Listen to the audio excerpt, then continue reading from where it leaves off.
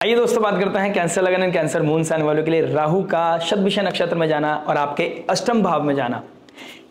अष्टम भाव जो ट्रांसफॉर्मेशन का है, लाइफ और डेथ का है, एग्जिट का है, मिस्ट्री है, सीक्रेसी है, सेक्स है, इंटीमेसी है, इनहेरिटेंस है, लीगेसी है और 8th हाउस से हम इन लॉज को भी देखते हैं। 8th हाउस में राहु अपने नक्षत्र में चला गया है, आपके लिए बहुत ही पावरफुल, बहुत ही इंपॉर्टेंट, ओवरवेलमिंग समय है।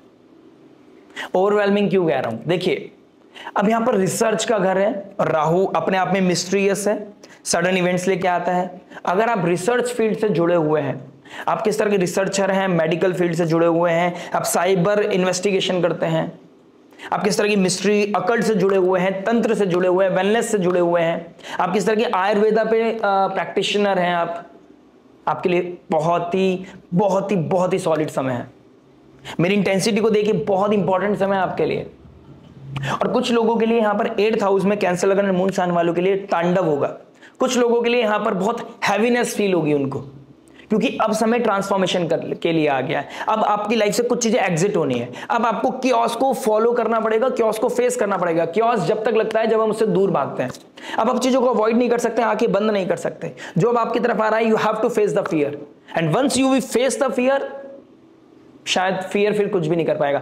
शेर दहाड़ता है, लेकिन शेर के सामने अगर आप खड़े हो जाओ तो there is a high probability कि वो फिर डरने लग जाता है। अब यहां पर हम कैलकुलेशन में नहीं जाएंगे, ठीक है, कितना सही है कितना गलत उस पर नहीं जाएंगे, एग्जाम्पल को समझने की जरूरत है। And be very smart. Rahu के बारे में बात कर रहे हैं हम, यहां पर किसी चीज को कैलकुलेशन में नहीं जा सकते, ठीक है। अब राहु मिस्टीरियस प्लैनेट है, सडन इवेंट्स का कारक है, ऑब्सेशन का कारक है। तो यहां पर अगर आप रिसर्चर हैं तो आपको ऑब्सेसिव बनाएगा, आप रिसर्च में बहुत बेहतर कर पाएंगे आप, और अपनी लाइफ को एक ब्रेक थ्रू दे पाएंगे। आने वाले 8-9 महीने के अंदर आपकी लाइफ में ब्रेक थ्रू, बहुत समय से जो आने वाला था, जिसका आप वेट कर रहे थे, अब उसका समय आ गया है। चीजें हील होंगी, अब चीजें क्लियर होंगी। अब आपकी लाइफ से जो टॉक्सिसिटी है ना, वो एग्जिट करने वाली है। अगर किसी चीज को एग्जिट करना है तो वो पेन है, किसी चीज को एग्जिट करना है तो वो टॉक्सिसिटी है, किसी चीज को एग्जिट करना है तो वो रेड फ्लैग्स हैं जो आपकी लाइफ को परेशान कर रहे हैं। वो शायद अपने भी हों, लेकिन अगर आपको अपने भी परेशान कर रहे हैं तो this is the peak moment जब आपको चीजों को सेपरेट करना पड़ेगा। Once you will cross 29th of November, because उसके राहु के रिगार्डिंग मैंने एक ब्रीफ वीडियो बनाया। आई विश कि आपने देख लिया, अगर नहीं देखा तो प्लीज उसको जाके देखिए, समझिए, उसको फीड कीजिए अपने माइंड में कि मैं कहना क्या चाह रहा हूं, बताना क्या चाह रहा हूं, पर्पस क्या है।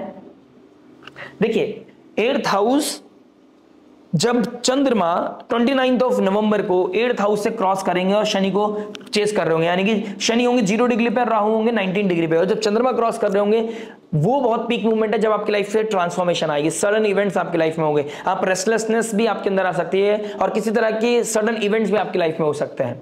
8th हाउस सडन है, चोरी होना, रियलिटी चेक होना, कुछ सीक्रेट्स का रिवील होना, it can be anything, it can be anything. तो आपको यहां पर थोड़ा सा कॉन्शियस रहना पड़ेगा। और देखिए, स्कॉर्पियो साइन से 4th राशि पड़ती है इस एक्यूरियस की, तो स्कॉर्पियो साइन में बहुत मेजर प्लैनेट्स आपके आ रहे हैं, और ठीक है, स्कॉर्पियो से 4th हाउस में उसका जो स्कॉर्पियो का पीस है, यानी कि 5th हाउस हमारी इंटेलिजेंस है, 5th हाउस हमारा लव रिलेशनशिप का है, 5th हाउस हमारे बच्चों का है। तो इसके रिगार्डिंग 5th हाउस हमारी इंटेलिजेंस है, एजुकेशन है, तो कहीं ना कहीं इसके रिगार्डिंग कुछ ना कुछ if and but, ups and down होता हुआ नजर आएगा। It can be something like कि कुछ सीक्रेट्स से जो आपके सामने आने बहुत जरूरी थे, आपका ऑब्सेशन कट होना जरूरी था, शायद हो सकता है कि वो आपके साथ होता हुआ नजर आए इस समय काल में। गुरुदेव बृहस्पति एक्सॉल्टेड, तो आपको विजडम भी देंगे, वो पावर देंगे कि आप खुद को एक्सेप्टेंस अपने अंदर लेके आ पाओ, खुद को स्टेबल रख पाओ, लेकिन रेस्टलेसनेस उन दिनों में दिखाई देगी। इसके लिए मैं बहुत ब्रीफ में बात करने वाला हूं, लेकिन इसको अगर इसमें डिस्कस करेंगे बहुत लंबी वीडियो हो जाएगी, लेंथी वीडियो हो जाएगा। मैं वीकली वीडियोस में इसको टच करूंगा। अगर आपने अभी तक लाइक शेयर सब्सक्राइब नहीं किया है तो लाइक शेयर सब्सक्राइब करके, इस वीडियो को पसंद आती है तो इसको हाइप करके आप मुझसे भी जुड़ सकते हैं आने वाले समय में, जब मैं आपको शेयर करने वाला हूं कि 23rd of November से लेकर 22nd of December के बीच में आपके साथ, स्पेशली 5th of December के बीच में आपके साथ क्या हो सकता है। तो उसके लिए आप उसमें मेरे साथ कनेक्ट हो सकते हैं, क्योंकि इसको तो हम एक ब्रीफ वीडियो बना रहे हैं। ये बिल्डिंग व्यू देगा आपको। अगर आपको फ्लैट का व्यू चाहिए तो आपको लाइक शेयर सब्सक्राइब करके वीकली वीडियोस को देखना होगा। अब राहु 8th हाउस में आ रहा है, लीगेसी को दिखाता है 8th हाउस, ठीक है, इनहेरिटेंस को दिखाता है। तो इनहेरिटेंस के रिगार्डिंग कुछ अन मनी भी मिल सकती है, स्टॉक में कुछ एकदम से आपको बहुत ज्यादा प्रॉफिट हो सकता है, या सडनली आपका लॉस हो सकता है। अगर आपका 6th हाउस और 9th हाउस का मालिक जो गुरुदेव बृहस्पति हैं, और जो 5th 9 का कॉम्बिनेशन बनाएंगे राहु के साथ, और 12th हाउस में गुरुदेव बृहस्पति बैठ के होंगे, विपरीत राजयोग बनाएंगे। तो अगर एफ्लिक्टेड है और आपकी राहु की दशा चल रही है तो शायद हो सकता है आपका नुकसान हो जाए, और वो नुकसान आपके लिए बहुत इंपॉर्टेंट भी हो सकता है। नुकसान कभी भी अच्छा नहीं होता, लेकिन कुछ ना कुछ ट्रांसफॉर्म करेगा आपको, हील करने के लिए, आपको ऑब्सेशन को खत्म करने के लिए। राहु ने जो ऑब्सेशन दिया है, राहु ही इसकी कमांड पकड़ेंगे। अब आपको ठीक करने के लिए राहु आपको उस पॉइंट पे भी लेके जाएंगे कि इनफ इज इनफ, आपको जितना मैनिपुलेट करना था हो चुके हो, अब आपका हील होने का समय आ गया, अब आपको क्लियर होने का समय आ गया है। अब आप खुद को टॉक्सिसिटी को निकालो, खुद को डिटॉक्स करो और ऑब्सेशन को चेस करना बंद करो। तो स्टॉक मार्केट में अगर आप ग्रीडी हो गए हैं और ग्रीडी हो गए थे और आप गैम्बलिंग करने लगे थे या किसी तरह का एडिक्शन कर रहे थे, किसी के साथ कुछ अनकन्वेंशनल रिश्ते बना लिए थे जो सोसाइटी के सामने नहीं लेके आ सकते, वहां पर आपका इंटीमेसी था और आपको किसी की बहुत गंदी आदत पड़ गई थी, दिस इज द मोमेंट जब आप उसको क्विट करोगे और अब आप चीजों को बाहर निकालोगे। मेजर डिसीजंस लेने का समय आ गया है, लूप को खत्म करने का समय आ गया है। शतभिषा नक्षत्र एक मृत संजीवनी है, वो ट्रिगर पॉइंट है जब आप मरते मरते अपने आप को एक मृत संजीवनी दोगे और अपने आप को दोबारा से रिन्यू करोगे।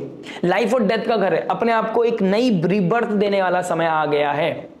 वो आपको वो औषधि मिलने वाली है जिससे आप दोबारा से रीबर्थ होगा आपका, पुनर्जन्म मैं कह सकता हूं। यहां पर पुनर्जन्म का समय आपके लिए आ गया है, ये पुनर्जन्म का समय है आपके लिए। जो रॉन्ग है वो रॉन्ग होगा, जो राइट है वो राइट होगा, जो जरूरी है अब आपकी लाइफ में अब आप उसी को फॉलो कर पाओगे। अब जो टॉक्सिक है, जो नेगेटिव है, जो आपके लिए अनऑथेंटिक है, अनरियलिस्टिक है, वो चीजें कहीं ना कहीं सेपरेट होती हुई नजर आएंगी। और ये गैप को फील करने में शायद हो सकता है there is a pain, you have to bear the pain, but necessary means necessary, जो जरूरी है वो करना ही पड़ेगा। Emotional turmoil is much very much on card, लेकिन ये टर्मोइल आपको इन दी एंड हैप्पीनेस देने वाला है। तो उस चीज के लिए एक हायर पर्पस को देखता हूं, तो कहीं ना कहीं आपके लिए जो अब होगा वो बहुत अच्छा होगा। आप समझिए कि आपके करियर में एक लूप में आ गए थे, लेकिन अब आप इमोशनल असेंडेंट या मून साइन है, आप एक नर्चरिंग, केयरिंग, आप वैल्यूज को, एथिक्स को, मोरालिटी को बहुत वैल्यू करता है, लेकिन आप एक लूप में आ गए हैं। आपका सामने वाला आपको एग्जॉस्ट कर रहा है, आपको मैनिपुलेट कर रहा है, आपको हैरेस कर रहा है। यहां पर राहु देव अब उसे एक्सेप्ट नहीं कर पाएंगे और आपके द्वारा ही आपको बोल्ड डिसीजन दिलाएंगे। जो अब राइट है वो राइट रहेगा, जो ब्लैक है वो ब्लैक ही रहने वाला है। Wrong means wrong. अब आपको लूप को ब्रेक करना है, खुद को एक सर्कल को दिखाता। हो सकता है आप बहुत सोशल मीडिया से जुड़े हुए लोग हैं, आप अपनी चीजों को फ्रंट पे लाके दिखाना चाहते थे, लेकिन अब आपके दिमाग में एकदम साइकोलॉजिकल चेंज आएगा कि नहीं, अब मुझे अपने आप को आइसोलेट करना है, अब मुझे अपने भीतर मन में खुद को डेवलप करना है। अब आपके अंदर स्पिरिचुअलिटी अवेकन करेगी, क्योंकि 8th हाउस साधना का भी है, तो अब आप साधना में चले जाएंगे। आप अपने आप को चेंज करने में चले जाएंगे, आप खुद को ट्रांसफॉर्म करने में आप लग जाएंगे। 1st हाउस में गुरुदेव बृहस्पति का आना, 8th हाउस में राहु का अपने नक्षत्र में आना, दिस इज द मोमेंट जब आप खुद को हील करेंगे, खुद को ट्रांसफॉर्म करेंगे। राहु का एस्पेक्ट पड़ेगा, 5th एस्पेक्ट पड़ेगा आपके 12th हाउस पे। 12th हाउस हमारे फॉरेन लैंड का है, हॉस्पिटल का है, आइसोलेशन का है, तो isolation is very very much on cards. अगर आपके चाचा, मामा, आपके किसी नियर वंस का किसी का कोई प्रॉब्लम चल रहा था, कोई हेल्थ इश्यूज चल रहे थे, वहां पे कहीं ना कहीं चीजें डायग्नोस होंगी और चीजें अब ठीक होंगी। आपके स्पाउस या आपके फैमिली में किसी को, देखिए जुपिटर रेट्रोग्रेड है इस समय, आपको थायराइड का प्रॉब्लम, आपको लीवर का, आपका किडनी का प्रॉब्लम बहुत एक्टिव करेगा, स्पेशली किडनी। आपके लोअर एब्डोमेन में दिक्कत परेशानी दिखाई दे रही है, तो कहीं ना कहीं सर्जरी, कुछ कैसे पैटर्न पे, कैसे क्या सही मेडिसिन हो सकती है, क्या सही क्योर हो सकता है, वो आप तक पहुंचेगा। तो कहीं ना कहीं हीलिंग एनर्जी आपके लिए दिखाई दे रही है। कहीं ना कहीं आपको एफर्ट तो डालना पड़ेगा, लेकिन चीजें सॉल्व होती हुई नजर आएंगी, पजल सॉल्व होती हुई नजर आएगी। अगर आपके साथ कोई कोर्ट केस चल रहा था, आपको जेल में जाने वाली सिचुएशन आ गई थी और आप बिल्कुल उसमें गलत नहीं थे, यानी कि यू आर ऑन दी, आप एक धर्म की तरफ खड़े थे, लेकिन आपको कोई मैनिपुलेट कर रहा है और आपके साथ कोई गलत कर रहा है, अब आपके साथ एकदम से चीजें शिफ्ट हो जाएंगी। सही के साथ सही होगा, गलत के साथ गलत होगा। शनिदेव आपके 9th हाउस में बैठे हैं, भाग्य उसी अकॉर्डिंग आपको ट्रांसफॉर्म करेंगे, शेप देंगे जैसा आपने कर्म किया होगा। जो लोग हायर एजुकेशन के लिए फॉरेन लैंड जाना चाहते थे, this is the peak moment, अब आप जाते हुए नजर आओगे, अपने लाइफ को ट्रांसफॉर्म करते हुए नजर आओगे। लाइफ में हैप्पी मोमेंट्स आपको मिलेंगे, it comes with the sacrifice, but आपको मिलते हुए नजर आ रहे हैं। कॉम्बिनेशंस ऐसे बन रहे हैं कि अब आप शादी करने का प्लान कर रहे हो, शादी होती हुई नजर आ रही है। सेकंड बेबी का प्लान करना चाहते हो, सेकंड बेबी का प्लान करते हुए नजर आओगे। इसके बारे में मैं जुपिटर में बात करूंगा, क्योंकि जुपिटर का एस्पेक्ट इन चीजों को ट्रिगर कर रहा है, लेकिन काफी हैप्पीनेस और चीजें, टॉक्सिसिटी से बाहर निकलना, subconscious mind, conscious subconscious mind में कुछ चेंज होगा, अतीत से बाहर निकल पाओगे, खुद को हील कर पाओगे। अगर आप एंजाइटी, ओवर थिंकिंग, डिप्रेशन के शिकार हैं, ठीक है, दिस इज द मोमेंट जब आप खुद को एक नई बर्थ देते हो नजर आओगे। आप बहुत टाइम से किसी तरह के ट्रॉमा से निकलना चाहते थे, this is the big time जो मृत संजीवनी की तरह आपके पास आएगा और ये समय आपको हील करेगा, ठीक करेगा, आपको अच्छा फील कराएगा। राहु का सेकंड हाउस में एस्पेक्ट केतु बैठा है। देखिए जुपिटर फर्स्ट हाउस में आता है तो भारी करता है फर्स्ट हाउस को। आपकी आइडियोलॉजी, आपका पैटर्न, आपका सोचने का नजरिया हैवी हो जाता है। आपको ऐसा लगता है माई वे और हाईवे भी लगता है आपको कभी कभी, क्योंकि जुपिटर रेट्रोग्रेड हो गया है। आपको फ्रस्ट्रेशन होगी। मदर लाइक फिगर के फिलॉसफी, लॉज, जो देखिए सेकंड हाउस हमारा कुटुंब का है, तो कुटुंब के जो वैल्यूज हैं, जो उनकी लिगेसी है, उनको फॉलो करने में आपको दिक्कत परेशानी आ सकती है। लेकिन अब आपके अंदर वो शिफ्ट आएगा, वो मेंटल लेवल पे आपके कुछ चेंज आने वाला है, आपके साइकोलॉजी चेंज होने वाली है। अब जहां पर आप फ्रस्ट्रेट होते थे, रेस्टलेस होते थे, अब आपको यहां पर कामनेस आएगी। आप जो रैश वर्ड्स का यूज कर रहे थे, अब आप कहीं ना कहीं चीजों को एकदम से बदला हुआ देखेंगे। जहां पर आप रैश वर्ड्स का यूज करने लगे थे, आपका कम्युनिकेशन रैश हो गया था, स्पीच रैश हो गई थी, वहां पर आप इजी हो जाओगे। अब आपके अंदर कामनेस आएगी, अब आप डिटैच हो जाओगे सब चीजों से। ना पैसों से मोह है, ना फूड खाने से मोह है। पहले ये होता था, अब आपके दिमाग, आपके घर में चलता होगा खाना क्या लाना है, क्या बनाना है, कौन सी सब्जी बनेगी। इस चीज को, छोटी छोटी चीजों को लेके, मतलब बेसिक चीजों को लेके कहीं ना कहीं छोटी छोटी चीजें पहाड़ बन जाती थी, लड़ाइयां हो जाती थी, आर्ग्यूमेंट्स हो जाते। अब आप एकदम से न्यूट्रल हो जाएंगे, ठीक है। ना फाइनेंसिस का मोह होगा, ना लाइमलाइट का मोह होगा। बस आपको यही होगा कि फैमिली कैसे अब हील हो सकती है, फैमिली कैसे अब एक साथ हो सकती है। कुछ कन्फेशन भी होते हुए नजर आ रहे हैं। राहु का 9th एस्पेक्ट पड़ रहा है 4th हाउस से। 4th हाउस में जो 4th हाउस दिखाता है आपके क्लोज फैमिलीज को, सेकंड हाउस दिखाता है एंटायर फैमिली को, 4th हाउस दिखाता है आपके क्लोज फैमिली को। सेकंड हाउस में और 4th हाउस में ये डिफरेंस है। तो 4th हाउस जो क्लोज मेंबर्स है, उनके साथ जो डिटैचमेंट आ गया था, या मदर इन लॉ के साथ कोई प्रॉब्लम आ गया था, मदर इन लॉ एकदम से अगेंस्ट लगने लगी थी, कहीं ना कहीं वहां पे चीजें क्लियर होंगी, चीजें बैलेंस होंगी और आने वाले 8-9 महीने के अंदर चीजें सेटल डाउन होती हुई नजर आएंगी। घर का एनवायरनमेंट पॉजिटिव होगा। आप कोई एसेट खरीदना चाहते थे, कोई गाड़ी, घर खरीदना चाहते थे, यानी कि डिजायर नहीं थी, वो नीड थी आपकी। घर खरीदना आपकी नीड थी, गाड़ी खरीदना आपकी नीड थी। आपके पास एक भी गाड़ी नहीं है और आप रोज हसल कर रहे हो और आप मेहनत करके पैसा कमा रहे हो और वो पैसा बच नहीं रहा था, अनवांटेड चीजों में जा रहा था। अब राहु आपको ठीक करेंगे, अब राहु आप पे कृपा करेंगे। गुरुदेव बृहस्पति की कृपा, भगवान की कृपा, नारायण की कृपा और राहु की कृपा।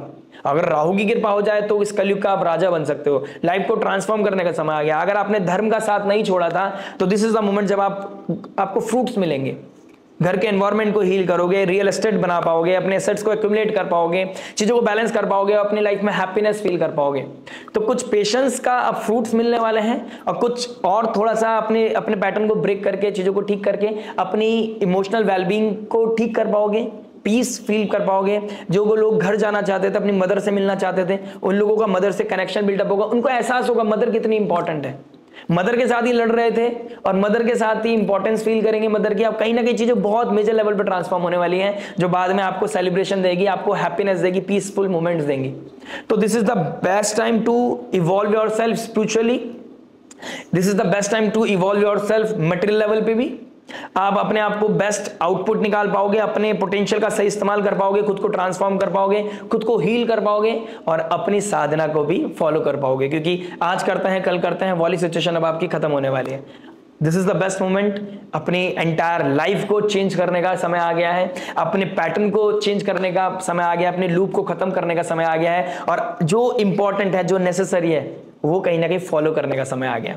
आशा करते हैं वीडियो समझ में आया होगा। हाइप करना, लाइक शेयर सब्सक्राइब करना मत भूलिएगा। मिलते हैं आपसे नेक्स्ट वीडियो में। टिल देन नमस्ते, राधे राधे, प्रणाम।